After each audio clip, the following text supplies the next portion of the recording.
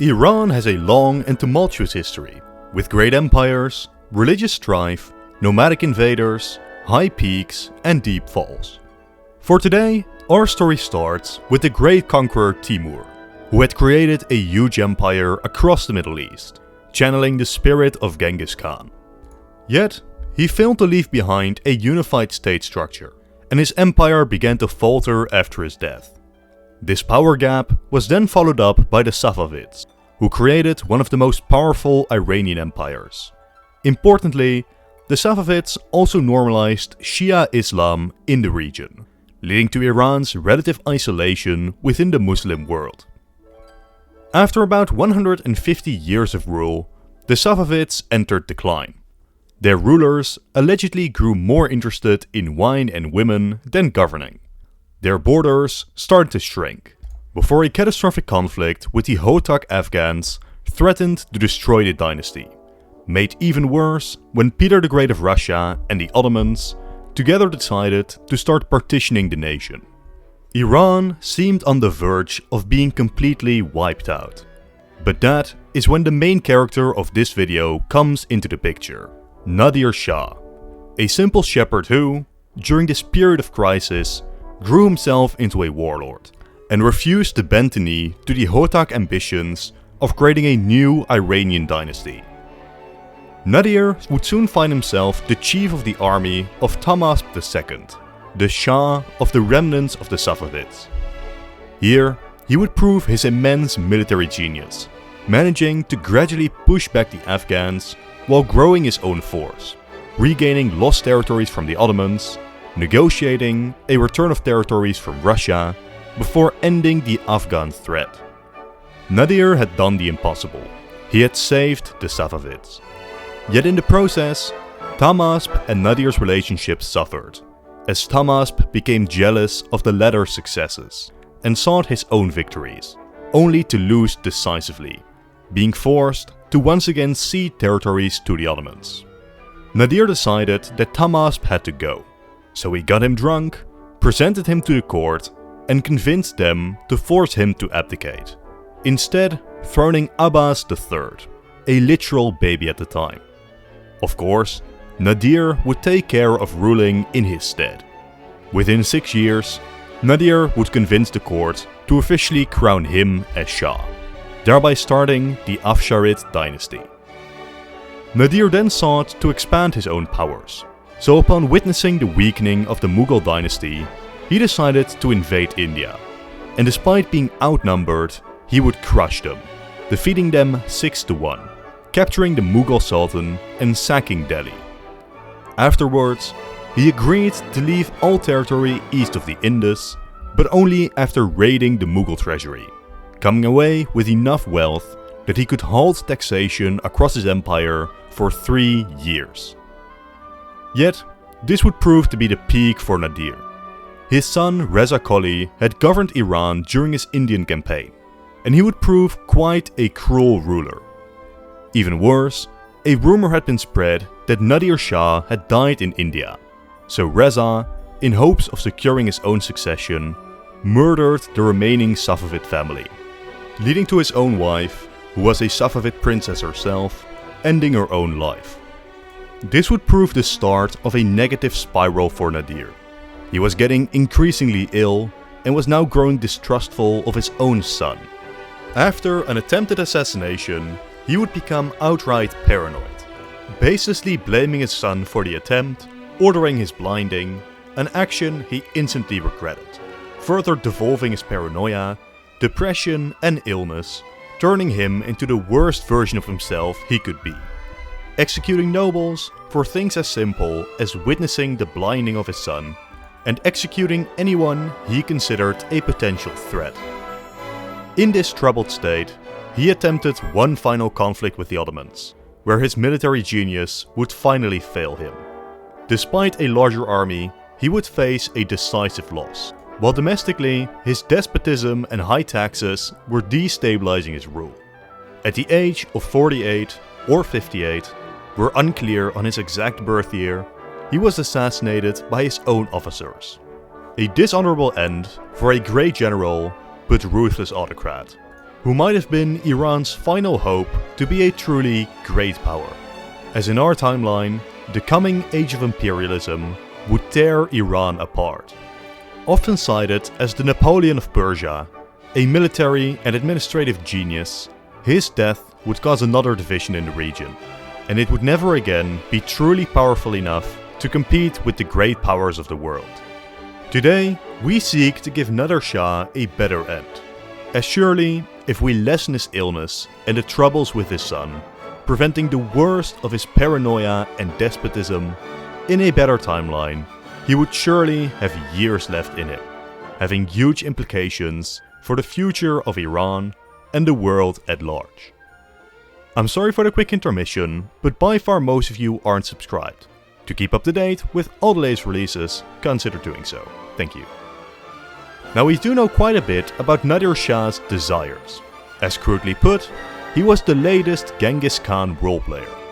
He was a Turco-Mongol himself, and he prioritized that side of his heritage, hoping to reassert hegemony into Central Asia. He was also obsessed with Tamerlane, the previous great Turco-Mongol conqueror. His end goal was to not just be the Shah of Iran, but to truly be worthy of being Shah, the king of kings.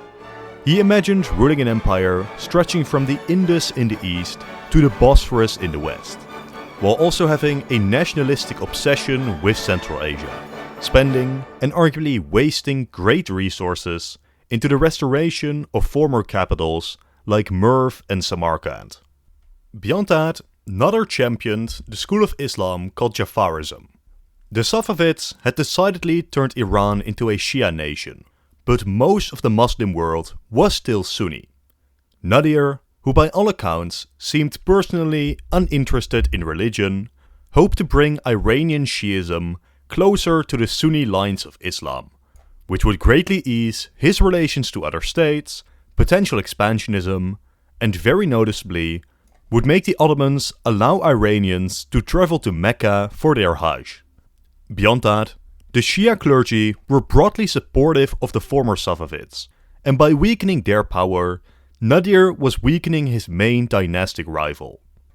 After reforming his version of Shiism to be more palatable to Sunnis, like by making it illegal to curse the Rashidun caliphs, it was hoped Nader could convince, or more likely force the Ottomans to legalize Jafarism as an official school of Sunnism, thereby lessening the stark Sunni-Shiite split, bringing the two closer together in line as different interpretations of the same religion.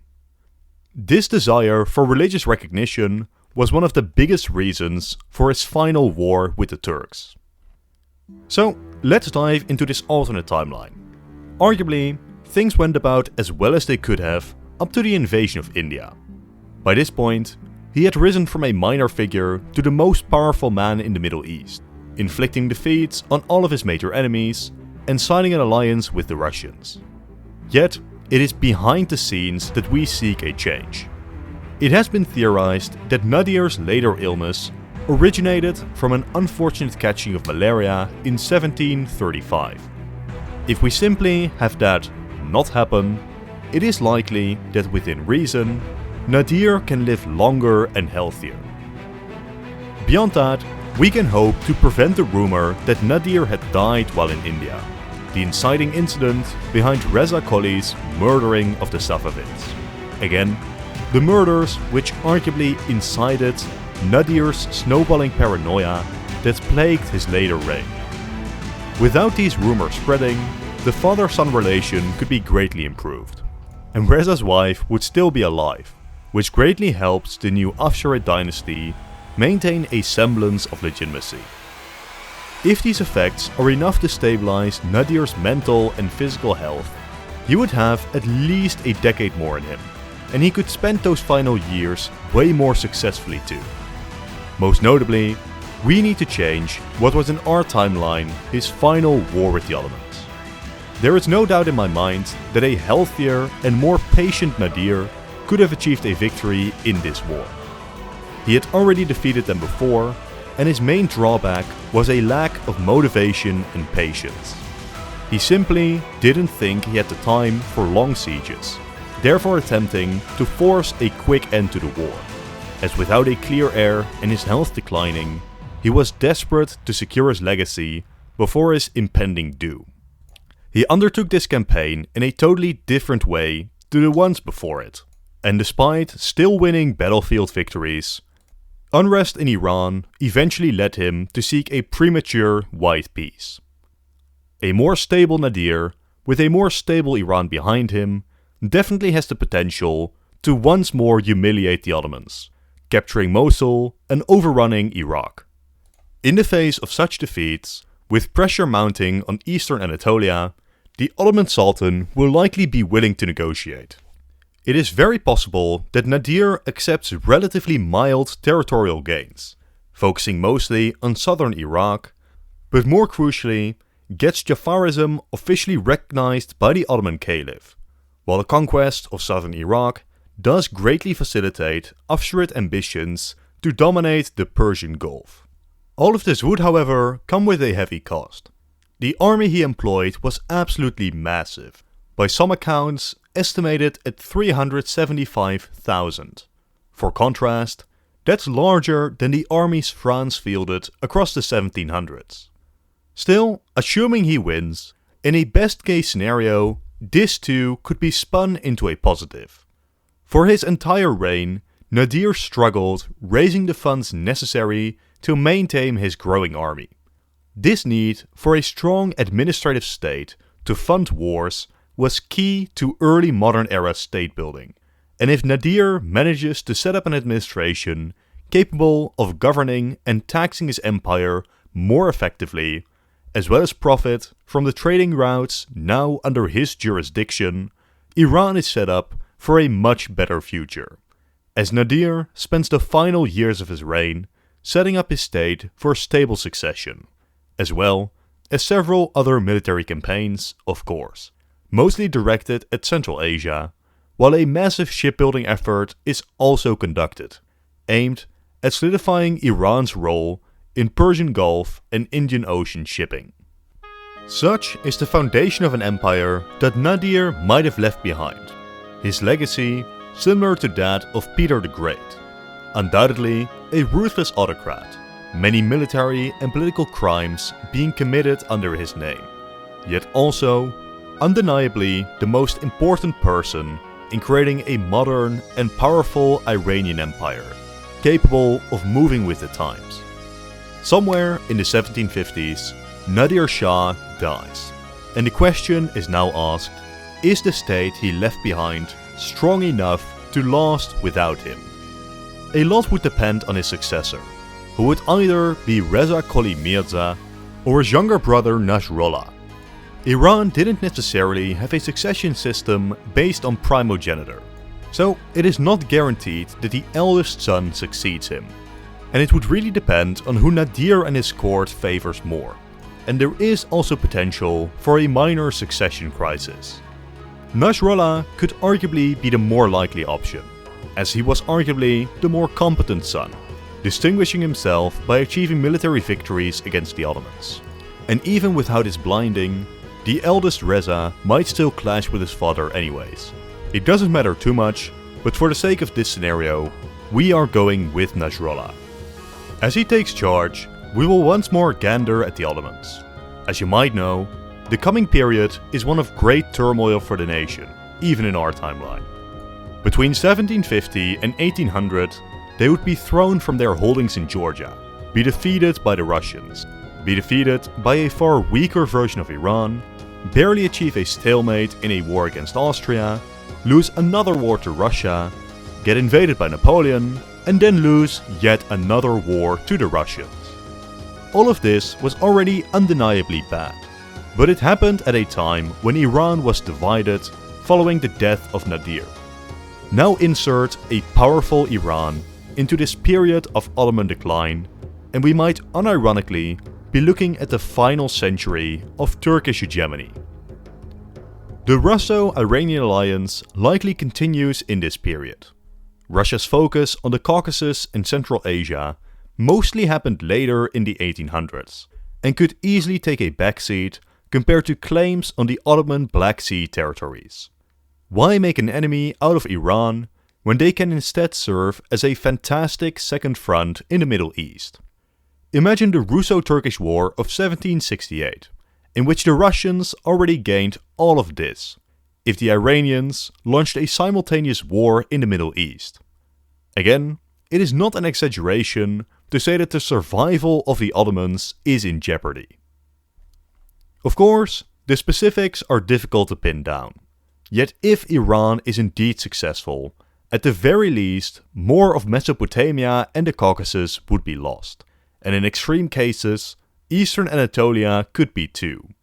These would already be big blows, but were not done. 2 decades after this war, Russia and Austria would launch a joint war against the Ottomans again. Austria failed, but Russia had minor successes. Now imagine that such a coalition also included the Iranians again, fighting the already weakened Ottomans. The Allies could achieve even greater victories, the Austrians potentially managing to capture the crucial fort of Belgrade, key to controlling the Danube, if not keeping their other territories in Serbia, and potentially weakening Ottoman control over Wallachia, while the Russians barrel down towards the Danube, and the Iranians, of course, seize yet more territories yet again. By this point, we must assume that we haven't butterflied away the French Revolution or Napoleon, meaning I could easily see an alternate Napoleonic invasion of Egypt being enough to shock the empire into collapse. If that isn't enough, during these wars, Russia once more fights the Ottomans, and especially if Iran once more joins in, the Ottomans could be doomed. In more normal geopolitical circumstances, we might imagine the European great powers trying to prevent this Russian conquest. But with Napoleon distracting them all, and Europe having very little way to influence the Iranians, it is unclear what they could even do. Best case for Russia, the Ottomans actually fully collapse, and they succeed in reorganizing the entire Balkans in their image. The Ottomans, at best, becoming a rump state in Anatolia, their future destruction at the hands of Iran near inevitable. Yet, this is not guaranteed. Napoleon was still very aware of balance of power politics. He just didn't think they should apply to France. A Russia in control of the Balkans would still terrify him, as if Russia managed to create an empire equal to his own, that was bad news. So let's assume a less total victory, that would still entail at least full Russian control over the Danubian principalities, and very likely some form of Russian influence in Bulgaria, as it became very clear that Russia was only one war away from capturing Constantinople, and through that, essentially end any Ottoman ability to oppose Russia. Once the Napoleonic Wars end, it will only be a matter of time before the Ottomans are fully removed from the Balkan. By this point, it would take most of Europe cooperating to halt Russian expansionism. Even more so than in our timeline, the rise of Russia will be on the front of everyone's mind, as anti-Russian sentiment in Europe could be far greater. But back to the Middle East, the future there mostly relies on what Iran wants to do, and this is obviously a question I don't have an easy answer to. In our timeline, the region was hounded by British and Russian influence, as they were fighting a battle for supremacy over the region. Russia seeking conquest, Britain seeking oil. It got so bad that eventually the two just partitioned the nation into spheres of influence. Despite the foundation of Iran being far stronger, there is absolutely no guarantee a similar thing doesn't happen here. If Iran lacks strong, stable leadership, or their modernization efforts aren't successful enough, or they fumble their diplomacy, things can obviously still go terribly. Notably, I feel like Iranian politics will broadly see 2 factions develop: the British faction and the Russian faction. These will mostly refer to which of these nations Iran will align themselves to, but possibly also about whether Iran becomes a constitutional monarchy or sticks with absolutism, with the Russian faction, the more traditionalist faction, quite possibly pushing harder for expansion into the Middle East, hoping to truly overtake the Ottomans as caliphs of Islam. the British faction might focus more on modernizing internally, finding acceptable joint borders, and cooperating on economic interests. For Britain, securing a powerful Persian state as a buffer between India and Russia could be huge in winning the Great Game. So, let's finish with 3 broad endings for Iran. First, the bad timeline. Iran fails to properly modernize and maybe even starts to weaken, with Britain nibbling away at their borders. While in timelines where the Ottomans nearly or fully collapse, Russia's interest in holding the alliance might weaken, and they too start nibbling at Central Asia and the Caucasus.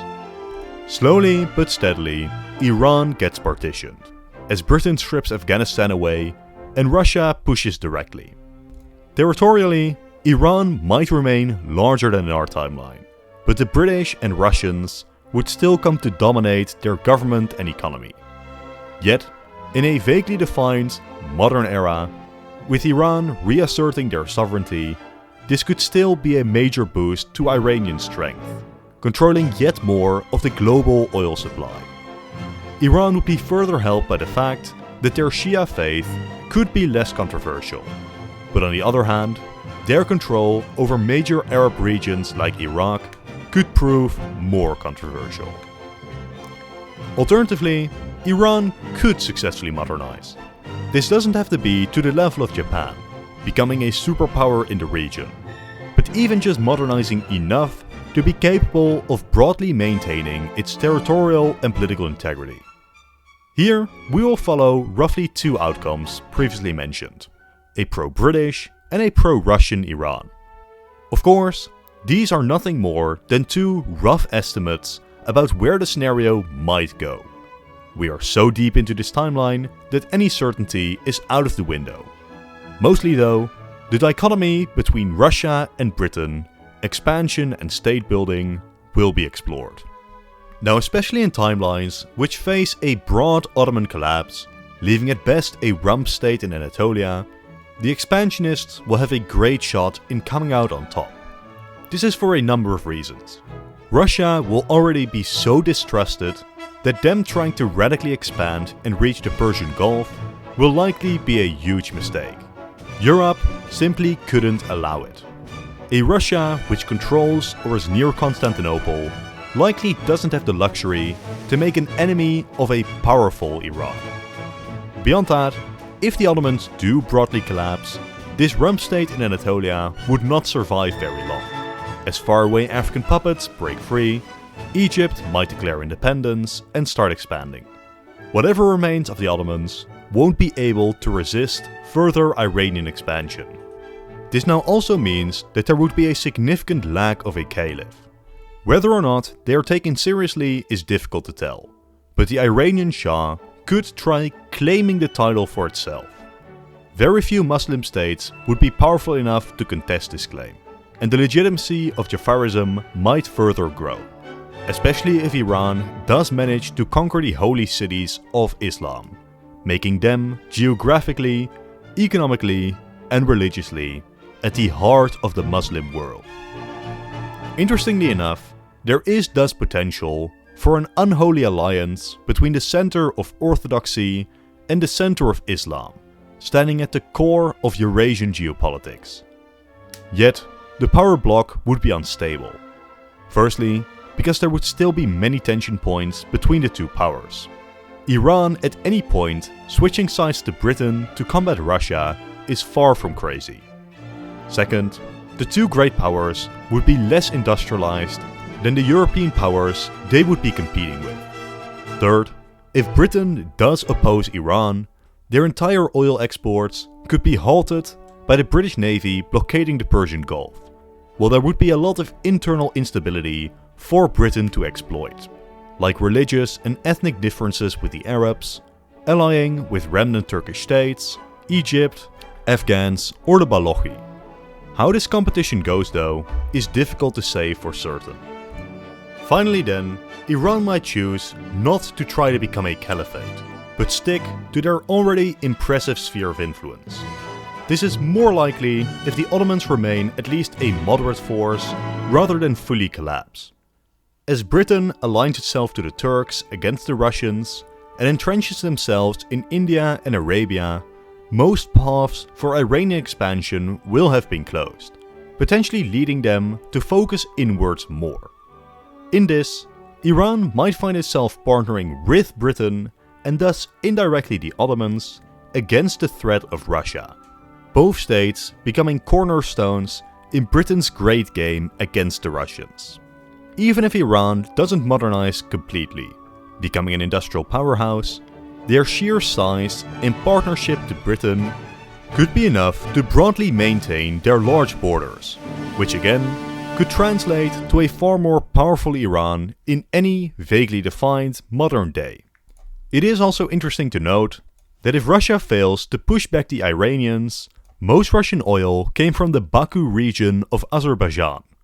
Should Iran instead keep hold of this region, this might greatly weaken Russian industrial potential.